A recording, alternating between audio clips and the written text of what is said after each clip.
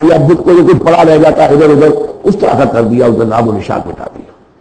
اور یہ سن ہے جس میں کہ حضور کی پیدائش ہوئی ہے. بعض روایات سے معلوم ہوتا ہے کہ 50 دن بعد، اور بعض کا کہنا یہ کہ نہیں عین اسی دن ولادت ہوئی ہے حضور کی صلی اللہ علیہ وسلم. تو یہ ایک اہم واقعہ تھا سیرت النبی کے، گویا کہ آپ کے عین ولادت سے گویا جو متصل ہے. سورۃ قریش، بسم اللہ الرحمن الرحیم. لإلاف قریش إیلافہم رحلۃ الشتاء والصیف فلیعبدوا رب ھذا البیت الذی اطعمہم من جوع وآمنہم من خوف. قریش کے مانوس رکھنے کے لیے اللہ نے ان کے دلوں میں محبت ڈال دی. رحلۃ الشتاء والصیف، سفر کی سردیوں میں بھی اور گرمی میں بھی. اس میں اشارہ ہو رہا ہے کہ جو ایسٹ ویسٹ ٹریڈ میں قریش کو مونوپولی حاصل ہو گئی تھی. پہلے یہ ٹریڈ قوم سبا کے ہاتھ میں تھی، جبکہ عروج کا دور تھا یمن کا. تو ہوتا یہ تھا کہ ہندوستان سے اور جاوا اور ملایا اور سماٹرا، بورنیو اور چین سے سارا جو سامان تجارت آتا تھا وہ یمن کے ساحل پر، کیونکہ نہر سویز تو تھی نہیں. اب ایک طرف وہ ہے فار ایسٹ، ایک طرف ہے یورپ، اور یورپ کو اور فار ایسٹ کو ملانے والے کوئی آبنائے نہیں ہے پانی. اور وہ راستہ جو ہے round the Cape of Good Hope, وہ تو 1498 میں واسکو ڈی گاما نے تلاش کیا ہے، گویا کہ حضور کی بعثت کے بعد 800 برس بعد. اس وقت کیا شکل تھی کہ سارا یورپ کا سامان تجارت آیا تھا فلسطین کے ساحل پر، شام کے ساحل پر، اور یہاں سے سارا مال آ کر اترتا تھا یہ یمن کے ساحل پر. تو کچھ عرصے پہلے تک کو کوئی 150-200 برس پہلے تک حضور سے یہ ساری تجارت یمنیوں کے ہاتھ میں تھی. یمنی قافلے لے کر چلتے تھے، یہاں سے اس مال کو لے گئے وہ وہاں شام تک، پھر وہاں سے مال لے آئے. اور یہ ایک طرح سے گویا کہ ایسٹ اینڈ ویسٹ جو ٹریڈ تھی اس میں انہیں کی پوزیشن حاصل تھی. پھر جب سیل العالم آیا ہے، ان پر سیلاب آیا ہے، وہ تباہ و برباد ہو گئے، تو پھر یہی ایسٹ ویسٹ ٹریڈ جو ہے یہ قریش کے ہاتھ میں آ گئی. اور ان کو خاص طور پر پروٹیکشن یہ حاصل تھی کہ چونکہ یہ خانہ کعبہ کے متولی تھے اور وہاں تمام قبیلوں کے بت رکھے ہوئے تھے، گویا کہ سب کے خدا ہاسٹیج تھے ان کے پاس، لہذا ان کے قافلے پر کوئی حملہ نہیں کر سکتا تھا. کسی اور کا قافلہ بچ کے جا نہیں سکتا.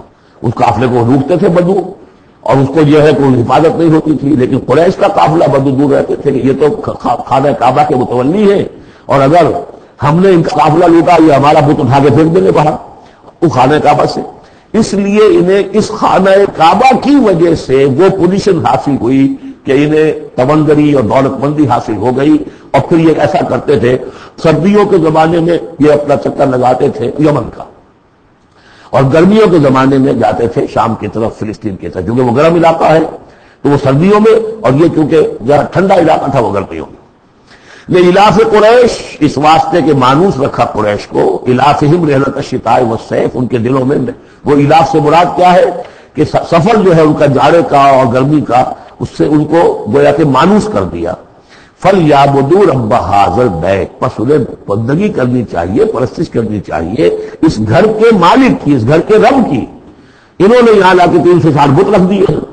انہیں چاہیے تھا کہ خلوص اور اخلاص کے ساتھ جو اس گھر کا اصل مالک ہے، جس کی توحید کے لیے یہ برتن بنایا تھا ابراہیم نے، ان کے جد امجد نے، اور کہا تھا کہ ربنا لیقیموا الصلاۃ، تیری نماز قائم کرنے کے لیے میں نے یہ گھر بنایا ہے. تو اس کو انہوں نے جو ہے اس کو بت قدہ بنا دیا. دنیا کے بت قدوں میں پہلا وہ گھر خدا کا، ہم اس کے پاس ماں ہیں، وہ پاس ماں ہمارا. تو کرنا یہ چاہیے تھا الذی اطعمہم من جوع، جس نے کہ انہیں طعام پہنچایا اور بھوک سے نجات دی، انہیں غذا دی، انہیں دولت دی. وآمنہم من خوف، اور ان کو امن دے دیا ہے خوف سے کہ ان کے قافلوں کے اوپر کسی حملے کا خوف اور اندیشہ نہیں ہوتا. عرب میں جو بھی اخلاقی اب معاملہ ہو چکا تھا اس وقت جب کہ حضور کی بعثت ہوئی ہے، اس کا نقشہ اب آ رہا ہے سورۃ الماعون میں. یعنی یہ کہ ایسا نہیں تھا کہ سرے سے ان کے ہاں کوئی ویلیوز رہی نہ ہو، لیکن یہ کہ تلپٹ ہو جاتی ہیں ویلیوز، اور یہ کہ کچھ چیزیں ہوتی ہیں کہ جن کی حقیقت نہیں رہتی، صرف ان کی رسم رہ جاتی ہے. جیسے آج ہمارا حال ہے، رہ گئی رسم ازاں روح بلالی نہ رہی، فلسفہ رہ گیا تلقین غزالی نہ رہی. تو ان کے ہاں بھی یہ آ چکا تھا کہ اب وہ چونکہ جزا و سزا کے تصور سے محروم ہو چکے تھے، لہذا ارأیت الذی یکذب بالدین، کیا تم نے دیکھا اس شخص کو جو جزا و سزا کا انکاری ہے؟ کوئی جزا سزا نہیں، کوئی باعث بادل موت نہیں. ان ہی الا حیاتنا دنیا نموت ونحیا وما یہلکنا الا الدہر، اس دنیا کی زندگی کے سوا کوئی زندگی نہیں، ہم خود مرتے ہیں خود جیتے ہیں، اور ہلاک کرنے والی شے گردش افلاک کے سوا کوئی نہیں، ہم کوئی خدا کو نہیں مانتے. ایسے لوگ بھی تھے ان میں. ظاہر بات ہے کہ اس شخص کا کردار کیسا ہو جائے گا جو جزا و سزا کا منکر ہے؟ وہ تو یہی ہوگا بابر بحث کو